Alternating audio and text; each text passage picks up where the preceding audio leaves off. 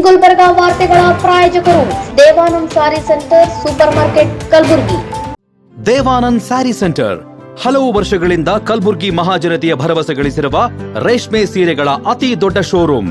ಹಬ್ಬಗಳು, ಮದುವೆ, ಉಪನಯನ ಹಾಗೂ ನಿಮ್ಮ ಮನೆಯ ಶುಭ ಸಮಾರಂಭಗಳಿಗೆ ಬೇಕಾಗುವ ರೇಷ್ಮೆ ಸೀರೆಗಳಿಗೆ ದೂರದ ಬೆಂಗಳೂರು, ಹೈದರಾಬಾದ್ ನಗರಗಳಿಗೆ ಹೋಗುವ ಅಗತ್ಯವಿಲ್ಲ.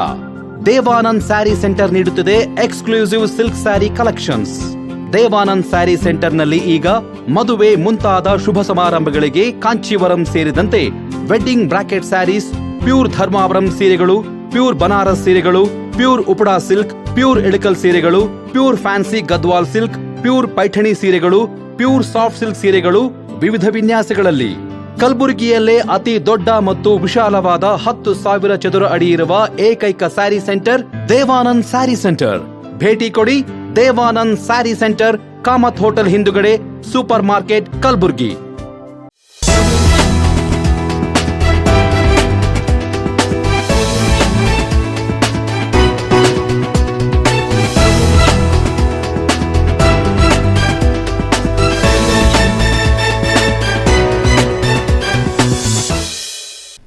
ನಮಸ್ಕಾರ. ಇನ್ ಗುಲ್ಬರ್ಗಾ ವಾರ್ತೆಗಳಿಗೆ ಸ್ವಾಗತ. ಮೊದಲಿಗೆ ಹೆಡ್ಲೈನ್ಸ್. ಕಾನೂನು ಬಾಹಿರ ಕರ್ತವ್ಯ, ನಕಲಿ ಬಿಲ್ಲು ಆರೋಪ.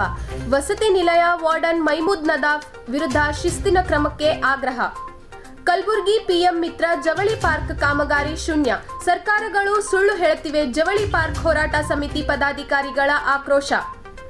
ಯುಜಿಸಿ ಎಸ್ಸಿ ಎಸ್ಟಿ ಒಬಿಸಿ ಸಮಾನತೆ ನಿಯಮಾವಳಿ ತಕ್ಷಣ ಜಾರಿಗೊಳಿಸಲು ಆಗ್ರಹ. ಕರ್ನಾಟಕ ರಾಜ್ಯ ದಲಿತ ಸಂಘರ್ಷ ಸಮಿತಿಯಿಂದ ಪ್ರತಿಭಟನೆ. ಅಕ್ಷರ ದಾಸೋಹ ಬಿಸಿ ಊಟ ತಯಾರಕರ ಫೆಡರೇಷನ್ ಕಲಬುರಗಿ ಜಿಲ್ಲಾ ಸಮಿತಿಗೆ ನೂತನ ಪದಾಧಿಕಾರಿಗಳ ನೇಮಕ. ಈಗ ವಾರ್ತೆಗಳ ವಿವರ.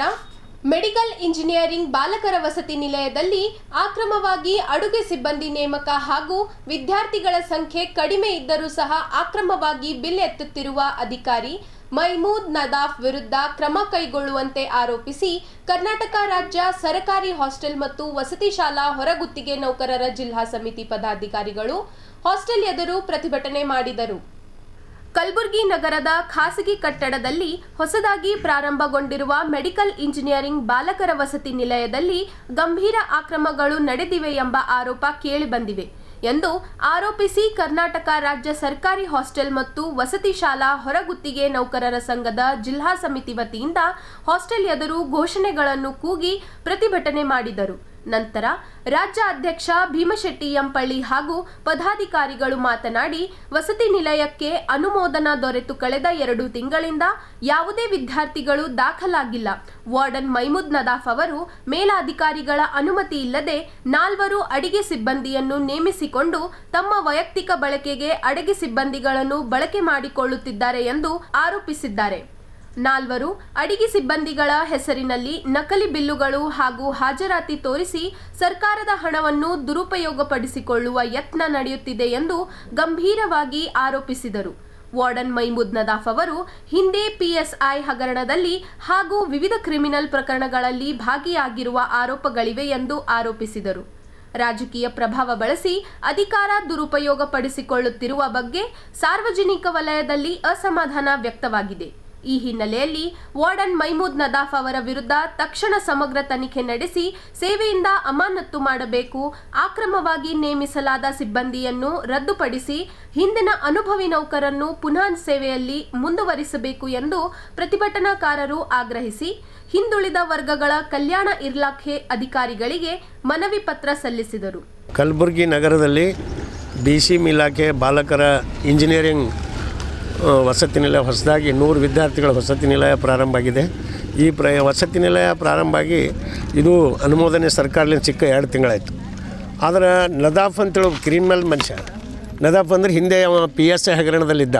PSI ಹಗರಣದಲ್ಲಿ ಜೈಲಿಗೂ ಹೋಗಿ ಬಂದಮೇಲೆ ಸರ್ಕಾರದವರು ಏನು ಮಾಡಿದ್ರೋ ಗೊತ್ತಿಲ್ಲ, ಪುನಃ ಅವನಿಗೆ ಮತ್ತೆ ವಾರ್ಡನ್ ಆಗಿ ಪುನಃ ಅವನಿಗೆ ಹಾಕ್ಯಾರ.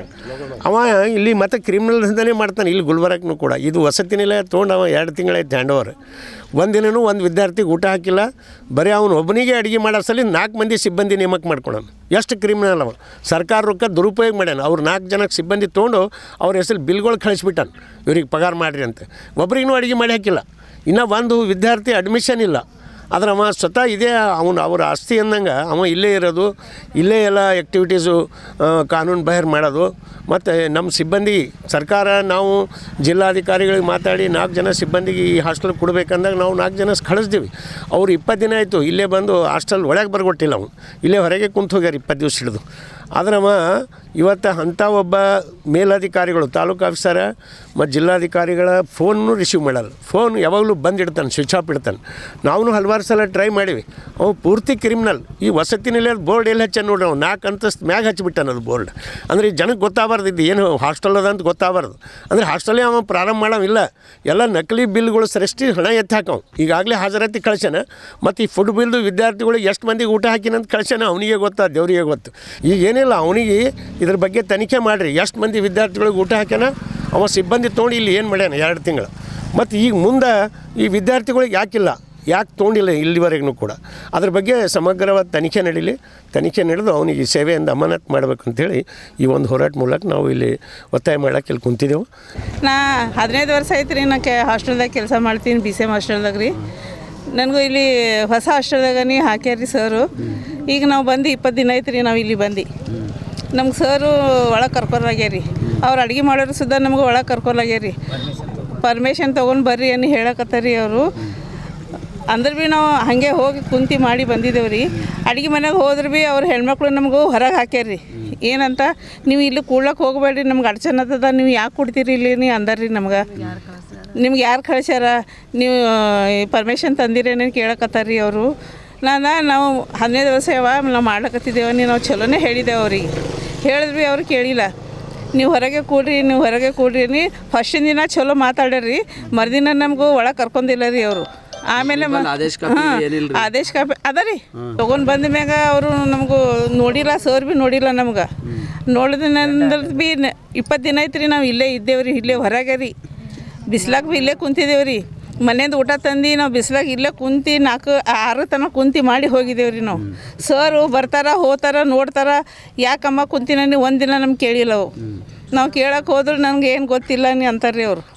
ನಂತರ ಅಧಿಕಾರಿ ಮಾಧ್ಯಮಗಳೊಂದಿಗೆ ಮಾತನಾಡಿ ಈ ಕುರಿತು ಮೇಲಧಿಕಾರಿಗಳ ಗಮನಕ್ಕೆ ತಂದು ಕ್ರಮಕ್ಕೆ ಶಿಫಾರಸು ಮಾಡುತ್ತೇವೆ ಎಂದರು. ಸ್ಟ್ರೈಕ್ ಮಾಡ್ತಾ ಇದ್ದಾರಲ್ಲ, ಈಗಾಗಲೇ ಕಾನೂನು ಬಾಹಿರವಾಗಿ 4 ಸಿಬ್ಬಂದಿಯವರು ನೇಮಕ ಮಾಡ್ಕೊಂಡು ಅಂತ ಹೇಳಿದ್ದಾರೆ.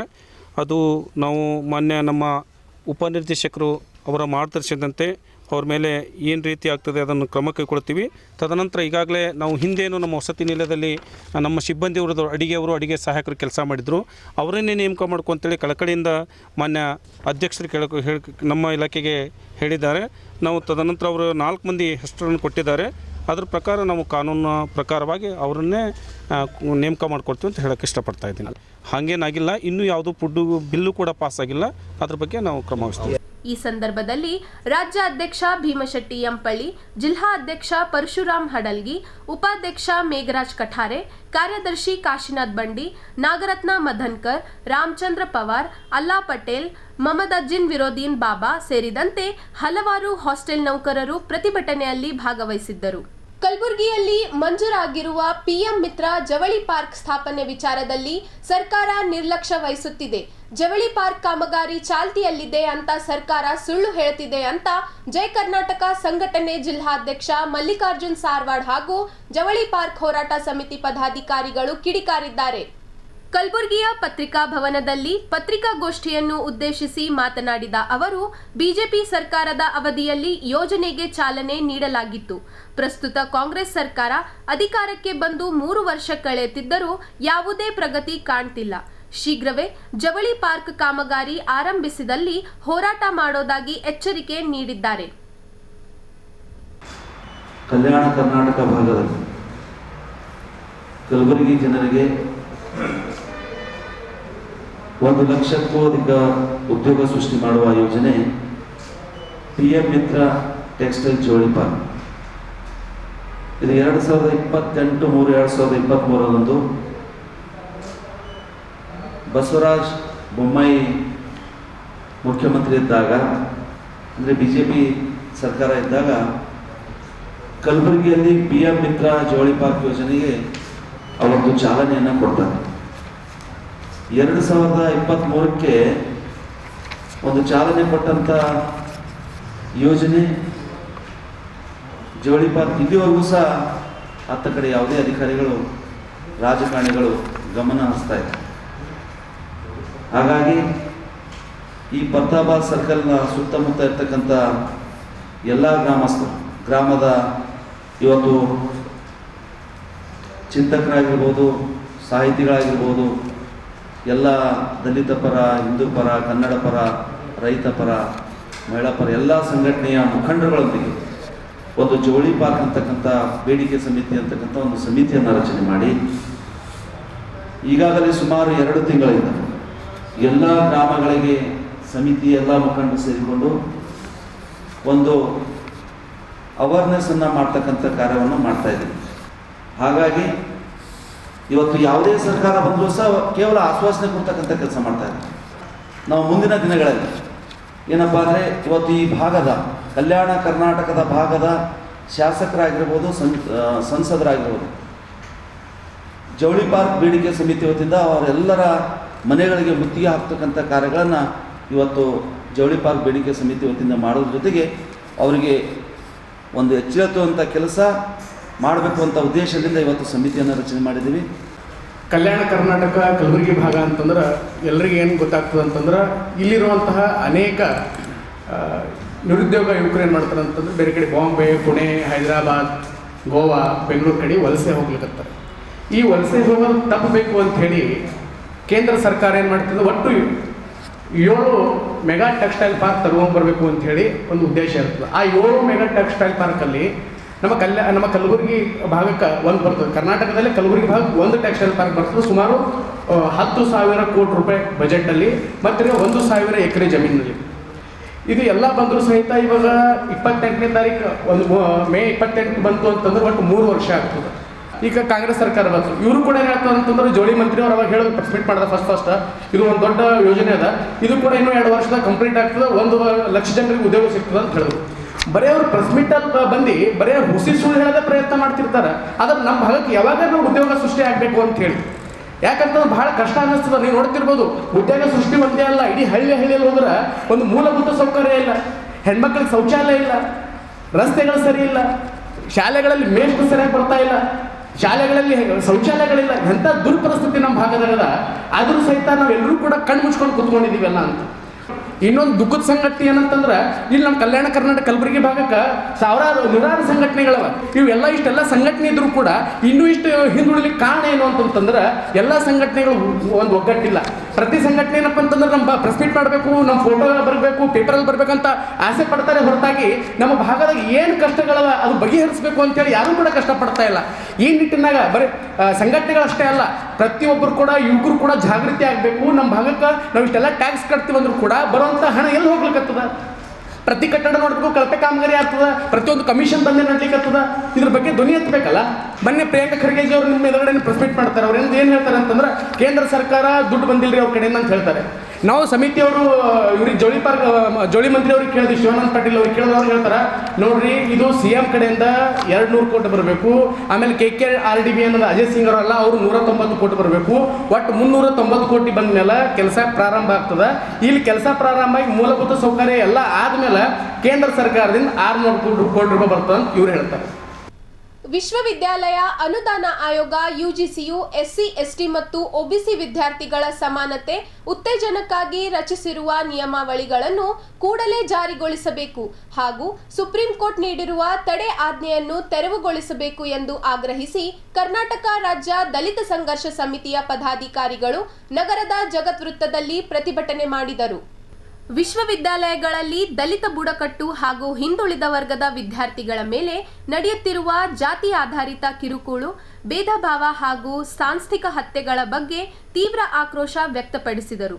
ರೋಹಿತ್ ಮೇಮುಲ್, ದರ್ಶನ್ ಸೋಳಂಕಿ ಸೇರಿದಂತೆ ಅನೇಕ ವಿದ್ಯಾರ್ಥಿಗಳ ಆತ್ಮಹತ್ಯೆಗಳು ವ್ಯವಸ್ಥಾತ್ಮಕ ವೈಫಲ್ಯದ ಪರಿಣಾಮವೆಂದು ಆರೋಪಿಸಿದರು.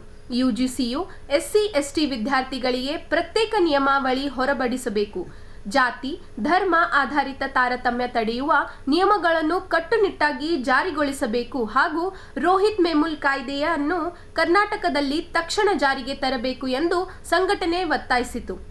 ಈ ಸಂಬಂಧ ಪ್ರಧಾನಮಂತ್ರಿ ಹಾಗೂ ಕೇಂದ್ರ ಮಾನವ ಸಂಪನ್ಮೂಲ ಮತ್ತು ಕೌಶಲಾಭಿವೃದ್ಧಿ ಸಚಿವರಿಗೆ ಜಿಲ್ಲಾಧಿಕಾರಿಗಳ ಮುಖಾಂತರ ಮನವಿ ಸಲ್ಲಿಸಲಾಯಿತು. ರಾಜ್ಯದ ಮುಖ್ಯಮಂತ್ರಿಗಳಿಗೆ ಸಹ ಪ್ರತ್ಯೇಕ ಮನವಿ ನೀಡಲಾಗಿದೆ. ಕೇಂದ್ರ ಮತ್ತು ರಾಜ್ಯ ಸರ್ಕಾರಗಳು ವಿಳಂಬ ನೀತಿ ಕೈಬಿಟ್ಟು ದಲಿತ ವಿದ್ಯಾರ್ಥಿಗಳ ಸಮಾನತೆ ಮತ್ತು ಭದ್ರತೆಗಾಗಿ ತಕ್ಷಣ ಕ್ರಮ ಕೈಗೊಳ್ಳಬೇಕೆಂದು ಸಂಘಟನೆ ಆಗ್ರಹಿಸಿದೆ. ನಂತರ ರಾಜ್ಯ ಸಂಚಾಲಕ ಡಿಜಿ ಸಾಗರ್ ಹಾಗೂ ಹುಡುಗಿ ಪ್ರತಿಭಟನೆ ಉದ್ದೇಶಿಸಿ ಮಾತನಾಡಿದರು.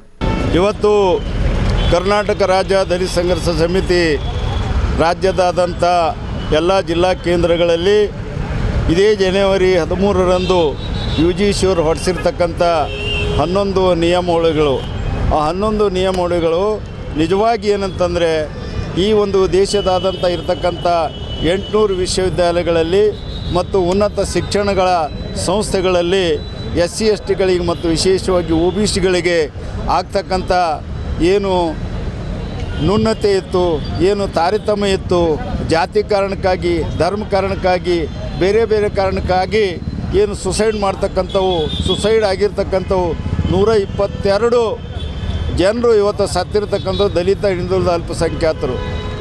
ಒಬ್ಬರು ಕೂಡ ಮೇಲುಜಾತಿ ಅಂತಕ್ಕಂಥ ವಿದ್ಯಾರ್ಥಿ ಯಾರು ಏನಂತಂದ್ರೆ ಲೆಕ್ಕಿಲಿ ಅವರು ಈ ಒಂದು ಸುಸೈಡ್ ಮಾಡ್ಕೊಳ್ತಕ್ಕಂಥ ಉದಾಹರಣೆಗಳಿಲ್ಲ. ಹಾಗಾಗಿ ಇಂಥ ಒಂದು ಘಟನೆಯನ್ನು ಸುಪ್ರೀಂ ಕೋರ್ಟ್ ಒಂದು ವರದಿಯನ್ನು ಕೇಳಿತ್ತು.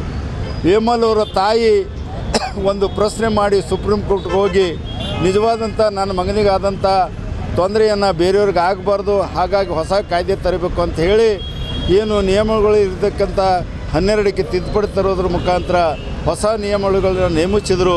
ಆ ನಿಯಮಗಳು ಇವತ್ತು SC STಗಳಿಗೆ OBCಗಳಿಗೆ ಅತ್ಯಂತ ಒಂದು ಸಮಾನತೆ ಸಾರ್ತಕ್ಕಂಥ ಉತ್ತೇಜನ ನೀಡ್ತಕ್ಕಂಥ ಒಂದು ಕಾರ್ಯಕ್ರಮ ಅದು ಆಗಿತ್ತು. ಅದಕ್ಕೆ ಸುಪ್ರೀಂ ಕೋರ್ಟ್ ತಡೆ ನೀಡಿರ್ತಕ್ಕಂಥದ್ದನ್ನು ಕೂಡಲೇ ಕೇಂದ್ರ ಸರ್ಕಾರ ಮಧ್ಯಸ್ಥಿಕೆಯಲ್ಲಿ ವಹಿಸಿ ತೆರವುಗೊಳಿಸಬೇಕಂತ ಒತ್ತಾಯಿಸಿ ಮತ್ತು ನಿಯಮಾವಳಿಗಳನ್ನು ಕೂಡಲೇ ಯಥಾವತ್ತಾಗಿ ಜಾರಿ ತರಬೇಕು. ಅದರ ಜೊತೆಗೇ SC STಗಳಿಗೆ ವಿದ್ಯಾರ್ಥಿಗಳಿಗೆ ಮಾತ್ರ ಸಪ್ರೇಟ್ ನಿಯಮಗಳನ್ನು ನೇಮಿಸಿ ಜಾರಿಗೆ ತರಬೇಕು ಅಂತ ಆಗ್ರಹಿಸಿ ಮತ್ತು ಕರ್ನಾಟಕದಲ್ಲಿ ರಾಜ್ಯ ಸರ್ಕಾರನೂ ಕೂಡ ಕೂಡಲೇ ಜಾರಿ ತರಬೇಕು ಅಂತ ಆಗ್ರಹಿಸಿ ಇವತ್ತು ರಾಜ್ಯದಂಥ ಎಲ್ಲ ಜಿಲ್ಲಾ ಕೇಂದ್ರಗಳಲ್ಲಿ ಒಂದು ಪ್ರತಿಭಟನೆಯನ್ನು ಹಮ್ಮಿಕೊಂಡಿದ್ದೇವೆ. ಈ ಸಂದರ್ಭದಲ್ಲಿ ಸುರೇಶ್ ಹಾದಿಮನಿ, ಬಿಸಿವಾಲಿ ಸೇರಿದಂತೆ ಕರ್ನಾಟಕ ರಾಜ್ಯ ದಲಿತ ಸಂಘರ್ಷ ಸಮಿತಿ ಪದಾಧಿಕಾರಿಗಳು ಪ್ರತಿಭಟನೆಯಲ್ಲಿ ಉಪಸ್ಥಿತರಿದ್ದರು. 1990ರ ದಶಕದಲ್ಲಿ ಈ ದೇಶದ ಹಿಂದುಳಿದ ಜನಾಂಗಕ್ಕೆ ಮಂಡಲ್ ವರದಿಯ ಮೂಲಕ ಅನೇಕ ರಾಜಕೀಯ ಮತ್ತು ಶೈಕ್ಷಣಿಕ ಅವಕಾಶಗಳು ಸಿಗ್ತವೆ ಅನ್ನೋದನ್ನು ಗೊತ್ತಾದ ಕೂಡಲೇ ಅದೇ ಮಂಡಲ ವರದಿ ವಿರುದ್ಧ ಅಮಾಯಕ ಮುಗ್ಧ ಹಿಂದುಳಿದವರನ್ನು ಛೂ ಬಿಟ್ಟು ಸಣ್ಣ ಸಣ್ಣ ವಿದ್ಯಾರ್ಥಿಗಳನ್ನು ಆತ್ಮಹತ್ಯೆ ಮಾಡ್ಕೊಳ್ಳಿಕ್ಕೆ ಹಚ್ಚಿ ಮಂಡಲ ವರದಿಯ ಎಲ್ಲ ಶಿಫಾರಸುಗಳನ್ನು ನಿರ್ಮಾಣ ಮಾಡಿದ್ದು ನಮಗೂ ನಿಮಗೂ ಗೊತ್ತಿದೆ. ಅದು ಹಾಗೆ ಇವತ್ತಿಗೂ ಕೂಡ ಮುಂದುವರ್ಕೊಂಡು ಬರ್ತಾ ಇದೆ. ಈಗ ಸದ್ಯದ ಪರಿಸ್ಥಿತಿಯಲ್ಲಿ ನೋಡಿದ್ರೆ ಕಳೆದ 12 ವರ್ಷಗಳ ಅವಧಿಯಲ್ಲಿ ಹಿಂದೆ ಕಾಂಗ್ರೆಸ್ ಸರ್ಕಾರ ಇದ್ದಾಗ ದಲಿತ ದಮನಿತ ವಿದ್ಯಾರ್ಥಿಗಳಿಗೆ, ಆದಿವಾಸಿ ವಿದ್ಯಾರ್ಥಿಗಳಿಗೆ ಯಾವ್ಯಾವ ಅವಕಾಶಗಳನ್ನು ಕ್ರಿಯೇಟ್ ಮಾಡಿಕೊಟ್ಟಿದ್ರು ಅವೆಲ್ಲವನ್ನು ಈಗ ನಿರ್ಣಯ ಮಾಡಿದ್ದಾರೆ. ಒಂದು ಕಡೆ ದಲಿತ ವಿದ್ಯಾರ್ಥಿಗಳಿಗೆ ಯೂನಿವರ್ಸಿಟಿಯಲ್ಲಿ ರಿಸರ್ಚ್ ಸ್ಕಾಲರ್ಶಿಪ್ ಸಿಗ್ತಿತ್ತು. ಪ್ರತಿ ತಿಂಗಳ 20ರಿಂದ 30 ಸಾವಿರವರೆಗೆ ಸ್ಕಾಲರ್ಶಿಪ್ ಸಿಗ್ತಿತ್ತು. ಮೋದಿ ಸರ್ಕಾರ ಬಂದ ಮೇಲೆ ಆ ಎಲ್ಲ ಸ್ಕಾಲರ್ಶಿಪ್ಗಳನ್ನು ಬಂದ್ ಮಾಡಿದ್ದಾರೆ. ದಲಿತ ವಿದ್ಯಾರ್ಥಿಗಳದಷ್ಟೇ ಅಲ್ಲ, ಹಿಂದುಳಿದ ಮತ್ತು ಆದಿವಾಸಿ ವಿದ್ಯಾರ್ಥಿಗಳಿಗೆ ಸಿಗ್ತಕ್ಕಂಥ ಎಲ್ಲ ಅವಕಾಶಗಳನ್ನು ಕ್ಲೋಸ್ ಮಾಡಿದ್ದಾರೆ. ಈಗ ಒಂದು ಚಿಕ್ಕ ವಿರಾಮ.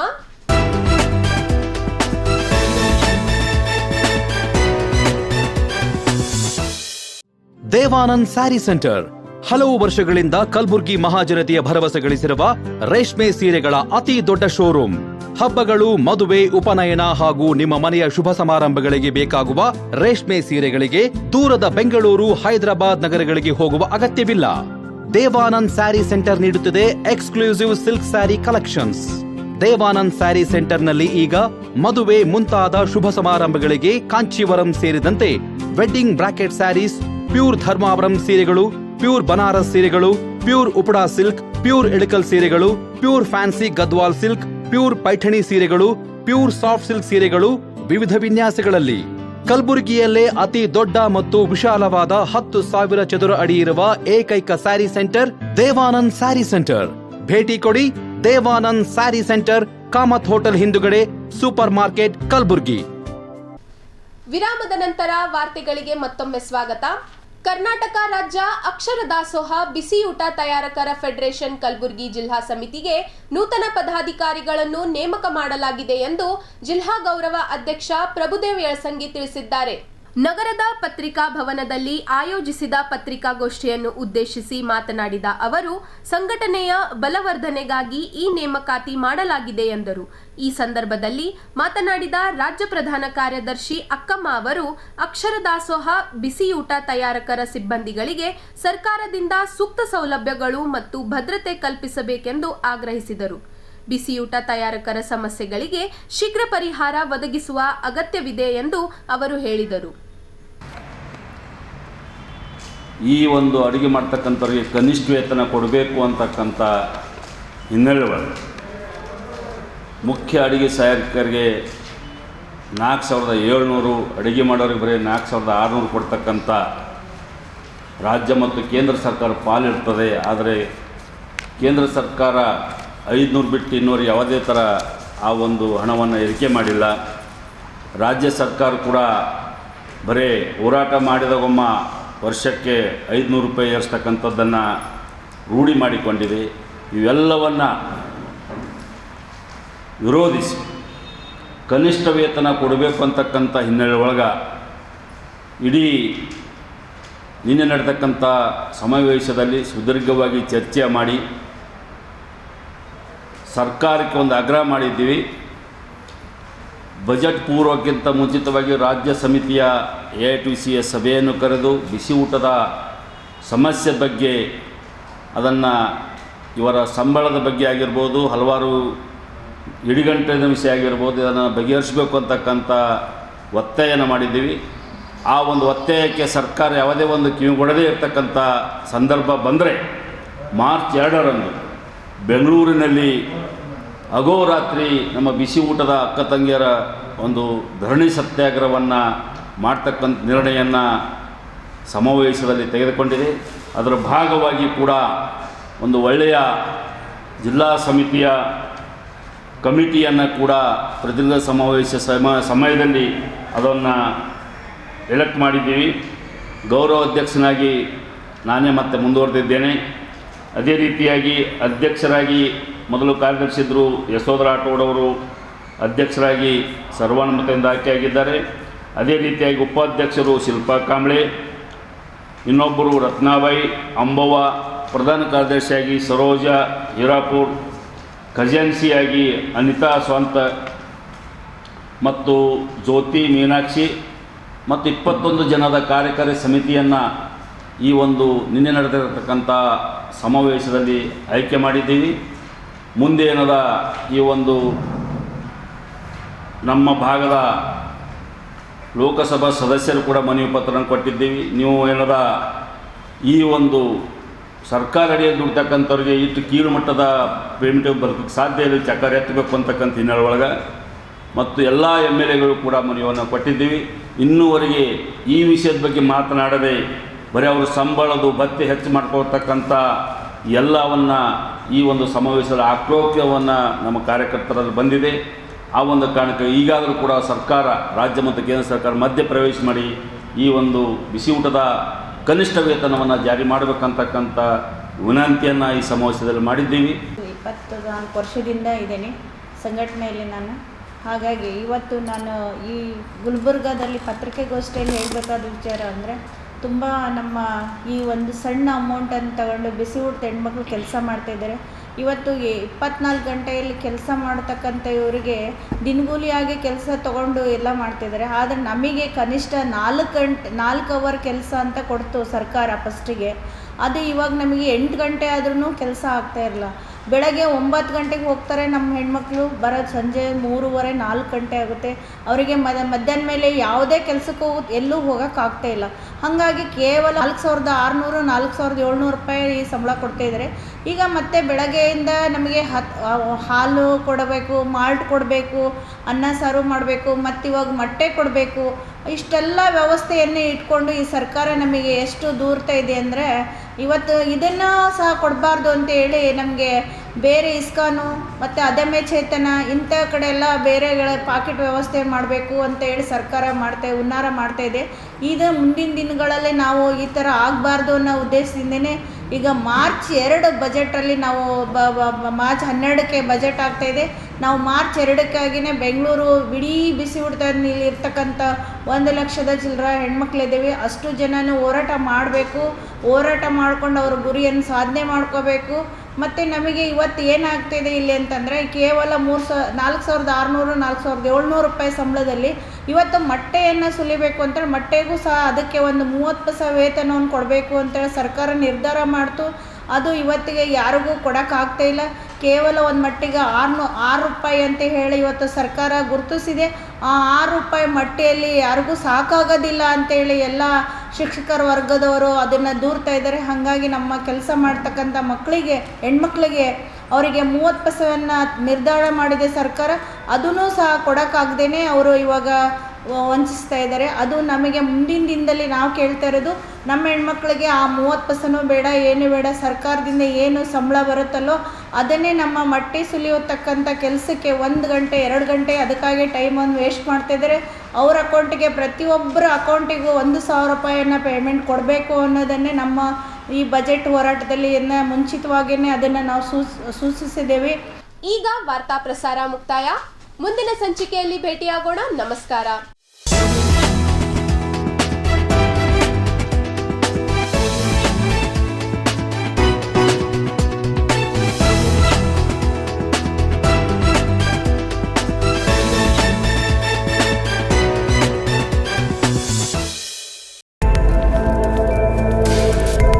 ಇನ್ ಗುಲ್ಬರ್ಗಾ ವಾರ್ತೆಗಳ ಪ್ರಾಯೋಜಕರು Devanand sari centre super market Kalaburagi. Devanand sari centre ಹಲವು ವರ್ಷಗಳಿಂದ ಕಲಬುರ್ಗಿ ಮಹಾಜನತೆಯ ಭರವಸೆ ಗಳಿಸಿರುವ ರೇಷ್ಮೆ ಸೀರೆಗಳ ಅತಿ ದೊಡ್ಡ ಶೋರೂಮ್. ಹಬ್ಬಗಳು, ಮದುವೆ, ಉಪನಯನ ಹಾಗೂ ನಿಮ್ಮ ಮನೆಯ ಶುಭ ಸಮಾರಂಭಗಳಿಗೆ ಬೇಕಾಗುವ ರೇಷ್ಮೆ ಸೀರೆಗಳಿಗೆ ದೂರದ ಬೆಂಗಳೂರು, ಹೈದರಾಬಾದ್ ನಗರಗಳಿಗೆ ಹೋಗುವ ಅಗತ್ಯವಿಲ್ಲ. ದೇವಾನಂದ್ ಸ್ಯಾರಿ ಸೆಂಟರ್ ನೀಡುತ್ತಿದೆ exclusive silk sari collections. Devanand sari ಸೆಂಟರ್ನಲ್ಲಿ ಈಗ ಮದುವೆ ಮುಂತಾದ ಶುಭ ಸಮಾರಂಭಗಳಿಗೆ ಕಾಂಚೀವರಂ ಸೇರಿದಂತೆ wedding brocade saris, pure Dharmavaram ಸೀರೆಗಳು, ಪ್ಯೂರ್ ಬನಾರಸ್ ಸೀರೆಗಳು, pure Uppada silk, pure Ilkal ಸೀರೆಗಳು, pure fancy Gadwal silk, pure Paithani ಸೀರೆಗಳು, ಪ್ಯೂರ್ ಸಾಫ್ಟ್ ಸಿಲ್ಕ್ ಸೀರೆಗಳು ವಿವಿಧ ವಿನ್ಯಾಸಗಳಲ್ಲಿ. ಕಲಬುರಗಿಯಲ್ಲೇ ಅತಿ ದೊಡ್ಡ ಮತ್ತು ವಿಶಾಲವಾದ 10,000 ಚದುರ ಅಡಿ ಇರುವ ಏಕೈಕ sari centre Devanand sari centre. ಭೇಟಿ ಕೊಡಿ. Devanand sari centre, Kamath hotel ಹಿಂದುಗಡೆ, ಸೂಪರ್ ಮಾರ್ಕೆಟ್, ಕಲಬುರ್ಗಿ.